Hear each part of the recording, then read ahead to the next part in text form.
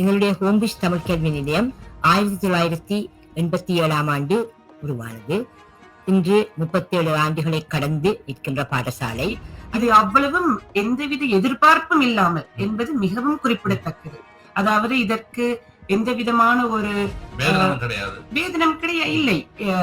இவர் எல்லாரும் வாலண்டியர்ஸாக வந்து இத்தனை வருட காலம் நூல் நிலைய வசதி இருந்தது. நாங்களே புத்தகங்களை ஒவ்வொரு வகுப்பு மாணவர்களுக்கு கொடுத்து அவர்களை வாசிக்கிறார்களா என்று ஒரு ரீடிங் லாக், அதாவது ஒரு அட்டை கொடுப்போம், என்ன வாசித்தார்கள் இந்த வாரம் என்பதை பற்றி எல்லாம் பதிவு செய்து பெற்றோருடைய கையொப்பத்தோடு கொண்டு வந்தார்கள். நிறைவு தரும் முதலாவது விடயம் என்னவெனில், தமிழர் என்ற அடையாளத்தோடு அந்த பிள்ளைகள் அந்த அடையாளம் தொலைந்து போகாமல் இந்த தமிழ் பாடசாலைக்கு வரும் பொழுது இன்னும் தமிழ் சார்ந்த மக்களோடு சேர்ந்து அந்த சமுதாயத்தில் தாமும் ஒருவராக அந்த தமிழின் அடையாளத்தை மிகவும் பெருமையுடன் அவர்கள் வந்து அதோடு வளர்ந்து வருகிறார்கள். பாடசாலையில நான் இணைந்தது 1996 அப்போது இணைந்த பொழுது மாணவர்களாக இருந்தவர்கள் இப்பொழுது பெற்றோர்களாகி தங்களுடைய பிள்ளைகளை கொண்டு வருகிறார்கள். நேர்கள் இணைந்திருப்பது வையகம் தழுவிய வான்வழி தோழன் தாயகம் தமிழ் ஒலிபரப்பு சபை. மெல்ல தமிழ் இனி என்ற தலைப்பில் ஹோம்புஷ் தமிழ் கல்வி நிலைய மாணவர்களோடு ஒரு உரையாடலை செய்திருந்ததை நேர்கள் கேட்டீர்கள். மாணவர்களோடு மட்டும் நாங்கள் நிறுத்திக் கொள்ள முடியாது. அவர்களுக்கு உரிய வழிகாட்டி அவர்களுக்குரிய வளங்களை கொடுத்து என்று பார்க்கிற போது பின்னணியில் இயங்குகிற பல பெயர்கள், பல முகங்கள், பல ஆதரவு கரங்கள் இருக்கின்றன. அவர்களை இணைத்துக் கொண்டுதான் நாங்கள் பயணிக்க வேண்டும் என்ற அடிப்படையில் இப்போது 2 விருந்தினர்களை இணைத்துக் கொள்ள இருக்கிறோம். அந்த வகையில் எங்களோடு இணைந்து கொள்ள இருப்பவர்கள் கல்வி பக்கத்திலிருந்தும் நிர்வாக பக்கத்திலிருந்தும் இருவர். அவர்களை இப்போது இணைத்துக் கொள்ள இருக்கிறோம். அந்த வகையில் எங்களோடு இணைந்திருக்கும் இருவர் திருமதி புருஷோத்தமர், நீண்ட காலமாக ஹோம்பிஷ் தமிழ் கல்வி நிலையத்தில் ஒரு மூத்த ஆசிரியராக கற்பித்துக் கொண்டிருப்பவர். அவரை இணைத்துக் கொள்வதில் மகிழ்ச்சி. வணக்கம் ஆசிரியர்களே. கூடவே எங்களுடன் இணைந்திருப்பவர் கார்த்திகா ஜெயகணேஷ். வணக்கம். சிறப்பு. உங்கள் குரல் சரியா டீச்சர், உங்கள் குரல் சரியா கேட்கவில்லை. வணக்கம். இல்ல வணக்கம். சரி, நீங்கள் மென்மையாக பேசுகிறீர்கள் என்று நம்புகிறேன். சரி, நாங்கள் வழக்கமாகவே பேசுகிற விடயம் தான் ஒரு மாணவர்கள் என்பதுதான் எங்கள் எப்போதுமே எங்கள் மனதில் இருக்கிற அவர்களை உரிய இடத்தில் கொண்டு போய் சேர்க்க வேண்டும் என்று நாங்கள் முயற்சிக்கிற அந்த இலக்கு, அவர்களை வளர்த்து விட வேண்டும் என்பது எங்கள் நோக்கம். அது ஒரு புறத்தில் நடந்து கொண்டிருக்கும். ஆசிரியர்கள், துணை ஆசிரியர்கள் மற்றும் வளவாளர்கள் இணைந்து அந்த கல்வி சார்ந்த விடயங்களை கொண்டு போவார்கள். அதுக்கு ஒரு அதிபர் இருப்பார், நிறைய ஆசிரியர்கள் இருப்பார்கள். மற்ற பக்கத்தால் அந்த நிர்வாகம் அல்லது நான் அகாடமிக் அண்ட் அட்மினிஸ்ட்ரேஷன் வந்து அந்த ஏயில் வருகிற 2 சொற்களை சொல்வேன். அந்த அட்மினிஸ்ட்ரேஷன் என்று சொல்லப்படுகிற நிர்வாகத்தை தலைவர், செயற்குழு மற்றும் பெற்றோர்கள் இருந்து பார்த்துக் கொள்வார்கள். அவர்கள் இருவரும் இணைந்து உரிய முறையில் அதை கொண்டு போவது வழக்கம். திருமதி புருஷோத்தமர் அவர்களை, உங்கள் இத்தனை கால அனுபவத்தில் இந்த தமிழ் கல்வி என்பது எப்படி வளர்ந்து கொண்டு போகிறது என்பதை நான் கேட்க விரும்புகிறேன். குறிப்பாக அதை சொல்லிவிட்டு பின்னர் நீங்கள் இந்த பல்கலைக்கழக பொதுமுக உயர்ந்த வகுப்புக்கான தேர்வில் மாணவர்கள் எப்படி அந்த காலத்தில் தங்கள் வலிமையை காட்டி வருகிறார்கள், அது சம்பந்தமாக பாடசாலை எவ்வாறான உணர்வுகளை கொண்டிருக்கிறது என்று நாங்கள் கார்த்திகாவிடம் கேட்கலாம். ஆனால் கல்வி சார்ந்த அல்லது பலம் சார்ந்த விடயங்களில் உங்கள் பாடசாலை எப்படி போய்கொண்டிருக்கிறது என்பதிலும் மாணவர்களது வளர்ச்சி எப்படி இருக்கிறது என்பதிலும் உங்கள் கருத்துக்களை சொல்லியிருக்கலாம். எங்களுடைய ஹோம்பிஷ் தமிழ் கல்வி நிலையம் 1987 உருவானது. இன்று 37 ஆண்டுகளை கடந்து இருக்கின்ற பாடசாலை. அதிலும் குறிப்பாக சிறு வயது முதல் 3 வயதிலிருந்து ஆரம்பமாகின்ற பாலர் வகுப்பு முதல் மாணவர்கள் 12ஆம் வகுப்பு வரை, அதாவது HSC வகுப்பு வரை கற்று வருகிறார்கள். இந்த HSC கல்வி, HSC தேர்வு என்பது உண்மையில 2000ஆம் ஆண்டிலே ஆரம்பமானது. அந்த படிமுறை கல்வி 2001ஆம் ஆண்டு முதலாவது தேர்வு நடைபெற்றது. இந்த முறை 2024ஆம் ஆண்டிலே 24வது தேர்வை மாணவர்கள் எழுதி சித்தி பெற்றிருக்கிறார்கள்.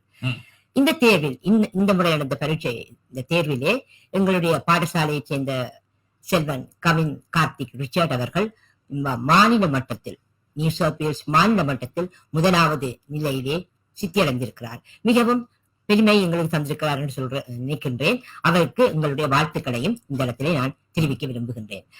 அந்த மாணவர்கள் 11 மாணவர்கள் பரீட்சை செய்தார்கள் இந்த முறை. அதிலே 9 மாணவர்கள் பேண்ட் 6 எனப்படுகின்ற உயர் நிலையிலே சித்தியடைந்திருக்கிறார்கள். அடுத்து 2 மாணவர்கள் பேண்ட் 5 சித்தியடைந்திருக்கிறார்கள். அப்ப எல்லோரும் நல்ல சித்திகளை பெற்றிருக்கிறார்கள் என்பது மிகவும் மகிழ்ச்சிக்குரிய விடயம், மிகவும் பாராட்ட வேண்டிய விடயம். அந்த மாநில மட்டத்தில் 1ஆம் இடத்தை கவின் பெற்ற அதே நிலையில் 4ஆம் இடத்தை செல்வி ரெய்னா நெட்டி பாஸ்கரன் மன்னிக்க வேணும் தீப்திகா பாஸ்கர் தேவன் 4ஆம் இடத்தையும் செல்வி ரெய்னா நெட்டி பாஸ்கரன் 5ஆம் இடத்தையும் பெற்றிருக்கிறார். இன்று தீப்திகா இங்கு சமூகம் அளிக்கவில்லை. ஆனால் எல்லா மாணவர்களும், அதாவது 9 மாணவர்கள் பேண்ட் 6 90 புள்ளிகளுக்கு மேல் சித்தி பெற்றிருக்கிறார்கள். அது மிகவும் 80% மேலான சித்தியை 80% மேலான மாணவர்கள் பேண்ட் 6 சித்தி வந்திருக்கிறார்கள் என்பது மிகவும் பாராட்டப்பட வேண்டிய விடயம். கடந்த 2 வருடங்களாகவும் இப்ப இந்த மாதிரி தான் எங்களுக்கு 80% மேற்பட்ட மாணவர்கள் பேண்ட் 6 சித்தி அடைந்திருந்தார்கள். ஆனா எங்களுக்கு கடந்த 2 வருடமாக மாநிலத்திலே 1ஆம் இடம் எங்களுடைய மாணவர்கள் பெற தவறியிருந்தார்கள். அதை இந்த முறை கவின் ஈடு செய்திருக்கிறார் என்று நான் மகிழ்ச்சி அடைகின்றோம். ஆனால் பெரும்பான்மையாக பல வருடங்களாக எங்களுடைய பாடசாலை மாநில மட்டத்தில் 1ஆம் இடத்தை பெற்று வந்தது குறிப்பிடத்தக்க விஷயம். அந்த மாணவர்களை பயிற்றுவித்த ஆசிரியர்கள் இந்த முறை 4 பேர் அதில் இடம்பெற்றிருந்தார்கள். பொறுப்பாசிரியராக இருந்தவர் திருமதி ஜெயகௌரி ஜெயக்குமார் அவர்கள். அவர் உரையாடலும் வாசித்து கிரகித்தலும் மேற்பார்வை செய்து மாணவர்களை கற்பித்தார். அதே நேரத்தில் தேவராஜ ஆசிரியரும் உரையாடலுக்கு மிகவும் உறுதுணையாக இருந்து அவர்களை பயிற்றுவித்தார். எழுத்து பகுதி, கட்டுரை எழுதுதல், தேவையான எல்லா 8 வகையான கட்டுரைகளுக்கும் திருமதி கிருஷ்ணா நடராஜா அவர்கள் பொறுப்பாக இருந்தார்கள். மாணவர்களை மிகவும் சிறப்பான முறையிலே வழிநடத்தியிருந்தார்கள். கேட்டு கிரகித்தல் பகுதியை மட்டும் நான் இந்த முறை பொறுப்பெடுத்துக் கொண்டேன். அதை அவர்களுக்கு வேண்டிய மாதிரிகள் கொடுத்தும் பழைய வினாத்தாள்களை நாங்கள் பயிற்சிக்கு கொடுத்தும் அவர்களை வழிநடத்தியிருந்தோம். ஆனால் கேட்கின்ற பொழுது மாணவர்கள் எவ்வாறு அதை உன்னிப்பாக அவதானிக்க வேண்டும், அதுக்கு முதலே கேள்வியை அவர்கள் பார்க்கக்கூடியதாக இருக்கும். இந்த வினாக்களை எவ்வாறு பகுத்து பிரித்து அவதானித்து என்ன தாங்கள் ஒளிநாடா போய்கொண்டிருக்கின்ற பொழுது அவதானிப்பது எப்படி, குறிப்பு எடுப்பது எப்படி என்பதை நாங்கள் மிகவும் சிறப்பான முறையில் அவர்களை வழிநடத்தியிருந்தோம். மாணவர்கள் சிறு வயது முதல் 3 வயதே தங்களது எங்களுடைய தமிழ் கல்வியை ஆரம்பித்திருந்தாலும் சில மாணவர்கள் இடையிலே இந்த 4வது வகுப்பு பரீட்சை அல்லது 6ஆம் வகுப்பு செலக்டிவ் பரீட்சை இருக்கின்ற பொழுது அவர்கள் பாடசாலை வருவதை கொஞ்சம் உடல்நிறுத்திக் கொள்வது கொஞ்சம் நடைமுறையில் இருக்கின்றது. திரும்பவும் அவர்கள் விரும்பி வருவார்கள். இதே நேரத்தில் சில மாணவர்கள் 10ஆம் வகுப்பு வரையும் வந்து படித்தாலும் பரீட்சை HSCக்கு உயர்நிலை தேர்வை நான் செய்யலாமா அல்லது செய்ய விருப்பம் இல்லையா, என்னால முடியுமா என்ற பயப்பாடல்களுக்கு இருக்கிறது வழக்கம்.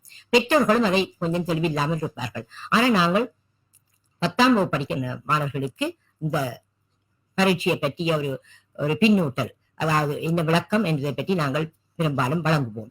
அதன்படி பல மாணவர்கள் 10ஆம் வகுப்பு வருகிறது நான் பரீட்சை செய்யவில்லை என்றுதான் வருவார்கள். ஆனா 10ஆம் வகுப்பு வந்து படித்து முடிகிற தருவாயிலே நாங்கள் இந்த உயர்தர தேர்வை செய்ய போகிறோம் என்ற நிலைக்கு அவர்கள் தேறிவிடுகிறார்கள்.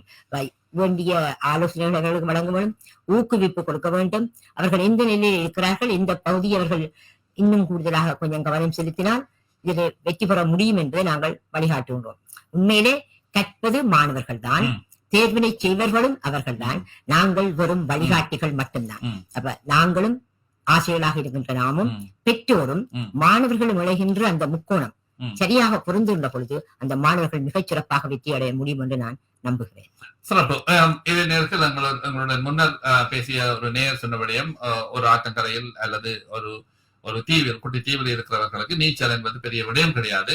பாலைவனத்தில் இவர்கள் நீந்துகிறார்கள் என்கிற போது பார்க்க மகிழ்ச்சியாக இருக்கிறது என்று. ஆனால் இந்த பாலைவனங்களில் சின்ன சின்ன குளங்களையும் சின்ன சின்ன தடாகங்களையும் கட்டி அங்கே அவர்களுக்கு நீச்சல் பழக்கி அவர்களுக்கு நம்பிக்கை கொடுத்து புதிய பயிற்சியாளர்களை கொண்டு அவர்களை அந்த நீச்சல் குளத்திலாவது நீந்து வைத்து அவர்களை பெரிய குளத்துக்கு தயார்படுத்தி விடுகிற பொறுப்பு இந்த அதிபருக்கு கிளை இயங்குகிற ஆசிரியர்களும் இந்த தல்வருக்கு கிளை இயங்குகிற செயற்குழுவும் இணைந்து இயங்குகிற பெற்றோர்களும் என்று பார்க்கிற போது நான் இப்போது கார்த்திகாவுடன் கேட்க விரும்புகிற கேள்வி, திருமதி கார்த்திகா ஜெய கணேஷ் இந்த பாடசாலையின் செயற்குழுவின் தலைவராக இருக்கிறார். கேட்க விரும்புகிறது ஒரு நிர்வாக கட்டமைப்பாக நீங்கள் பார்க்கிற போது எப்படி ஹோம்பிஷ் பாடசாலையை பார்க்கிறீர்கள்? மற்ற பாடசாலைகளை விட ஒரு பெரிய மாணவர் தொகையை கொண்ட பாடசாலை, நிறைய சவால்களும் நிறைய எதிர்பார்ப்புகளும் இருக்கும். உங்கள் பார்வையில் இந்த ஒரு பாடசாலையை இத்தனை மாணவர்களோடு கட்டி இறக்குவது, இயக்குவது உங்கள் அனுபவம் என்ன?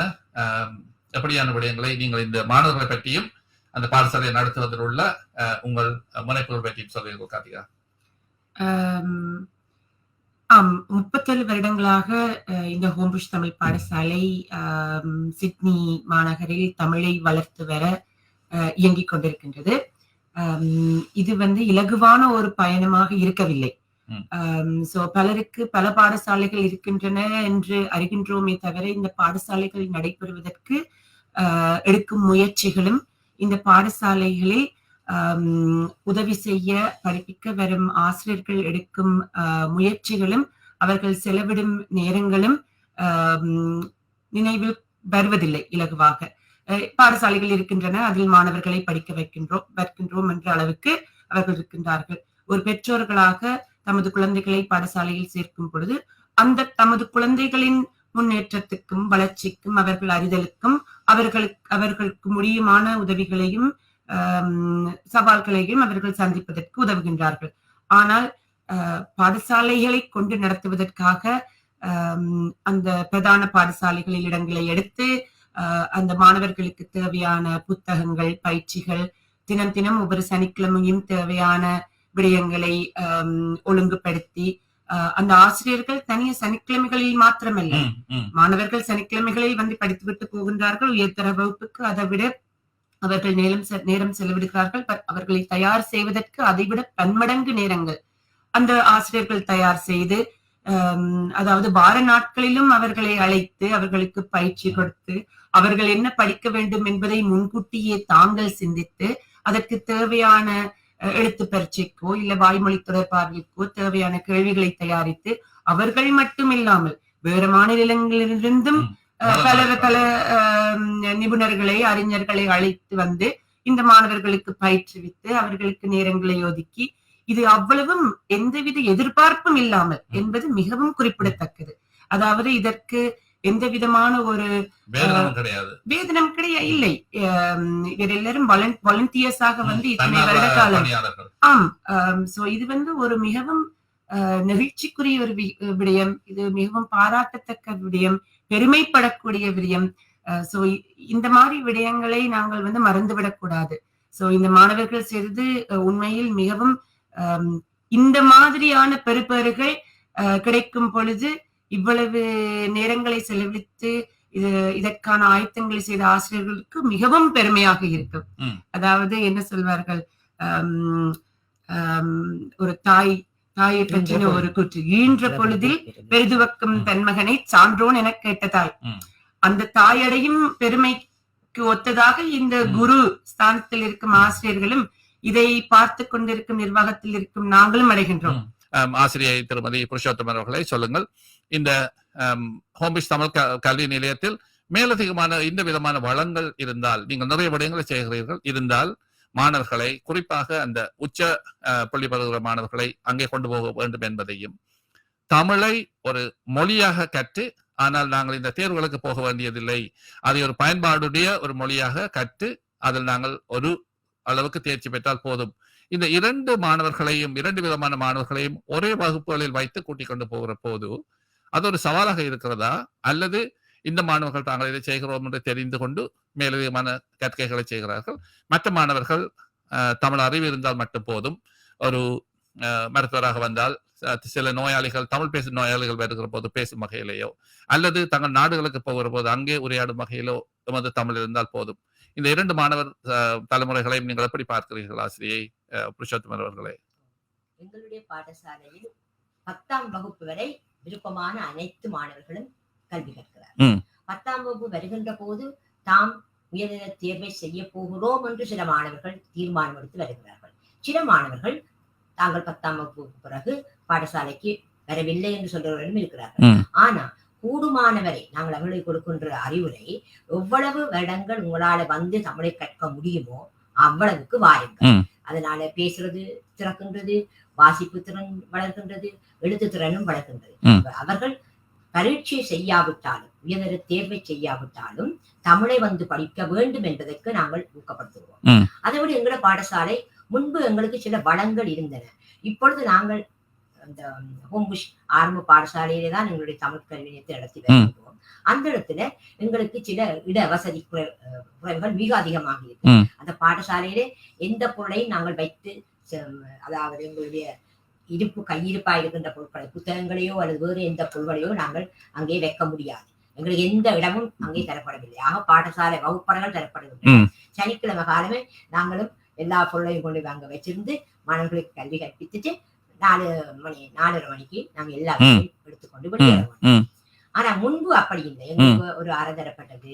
நாங்கள் எங்களுடைய அச்சு பிரதி யந்திரத்தை பிரிண்டரை அங்க வைக்கக்கூடியதாக இருந்தது. அப்படியான வசதிகள் இப்பொழுது எங்களுக்கு இல்லை. எல்லாம் நாங்கள் வேறு வீடுகளிலே கேட்டு அவர்களுடைய கராஜில தான் செய்கிறோம்.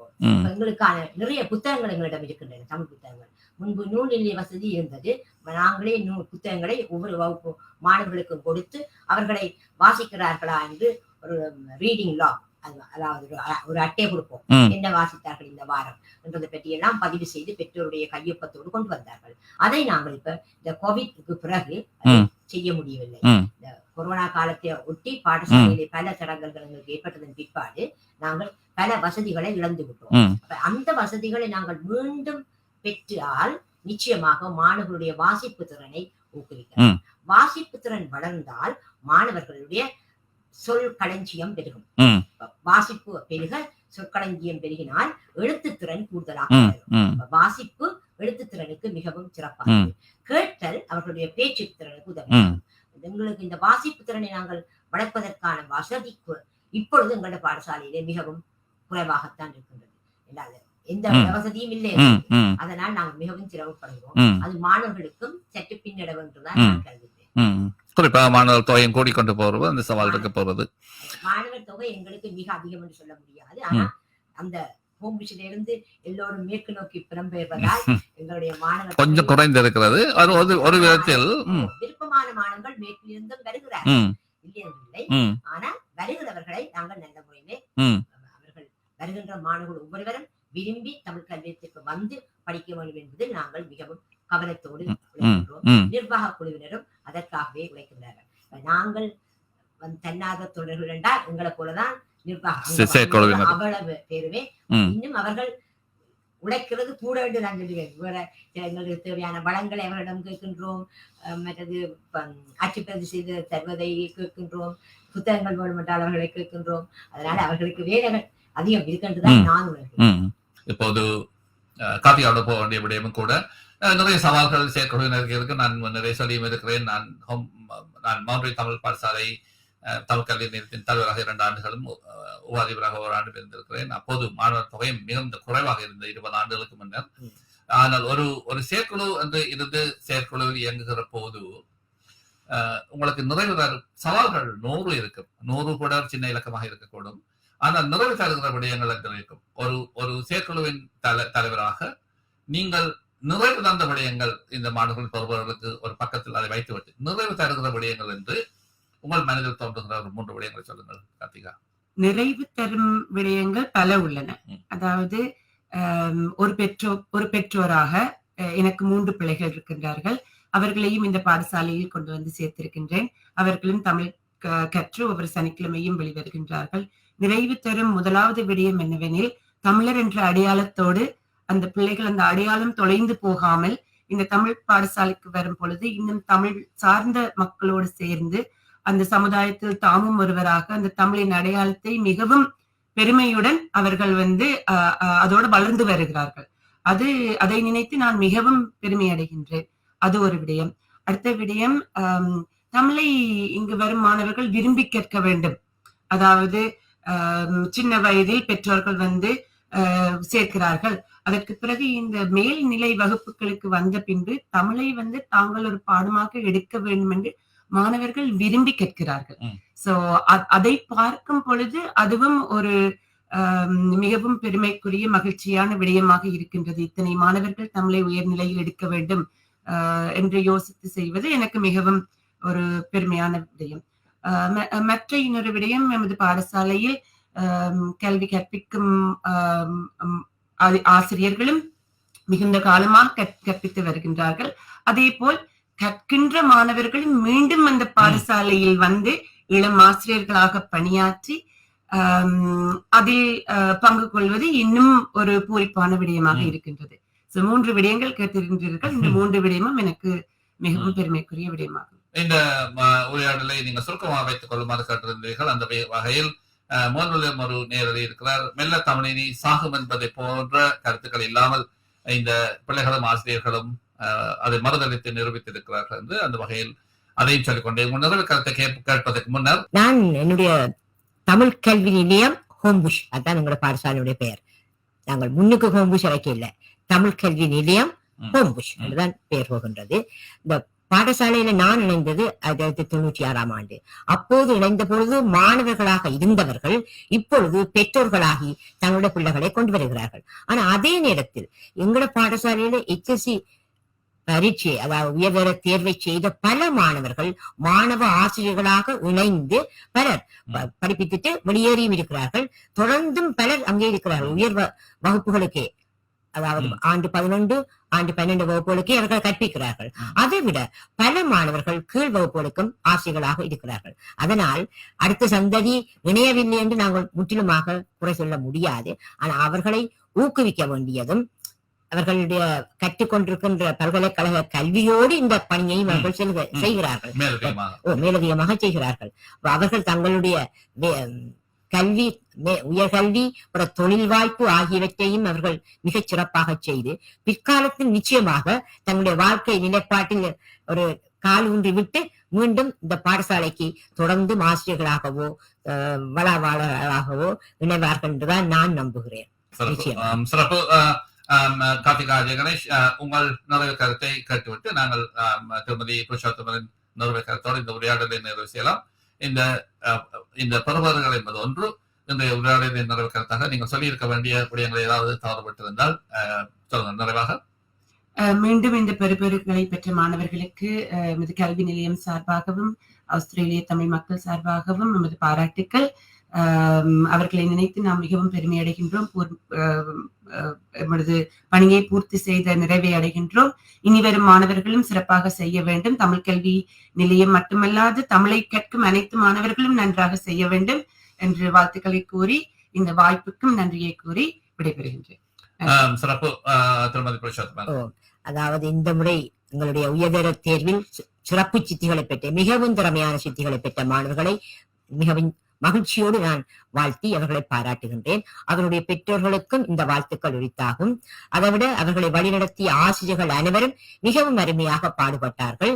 அவருடைய பொறுப்பாசிரியர் மிகச் சிறப்பான தன்னுடைய பணியை மிகச் செவ்வனே செய்திருந்தார் என்பது இங்கே குறிப்பிடத்தக்கது.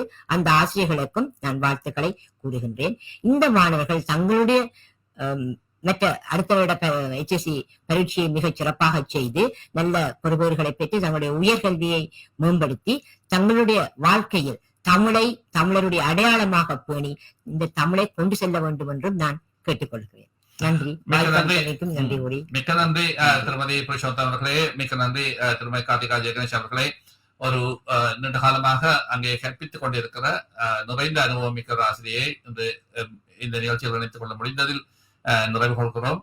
கூடவே அவ்வாறான ஒரு பெரிய கல்வி நிலையத்தை ஒரு செயற்குழுவின் தலைவர் என்ற அடிப்படையில் பொறுப்புடன் நடாத்தி இவ்வாறான முடிவுகள் வருவதற்கான முழு துணையை வழங்குகிற கார்த்திகாவுக்கும் நன்றி சொல்லி இந்த உரையாடலை நிறைவு செய்யலாம் என்று நம்புகிறேன்.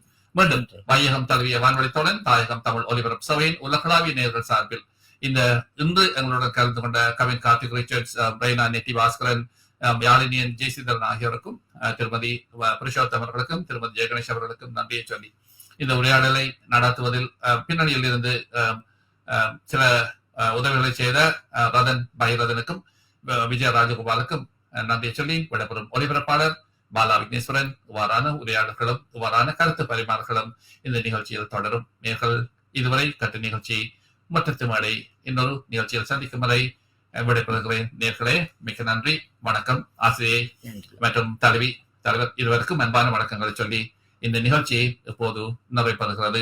இது வையகம் தழுவிய வான்வழி தோழன் தாயகம் தமிழ் ஒலிபரப்பு சேவை.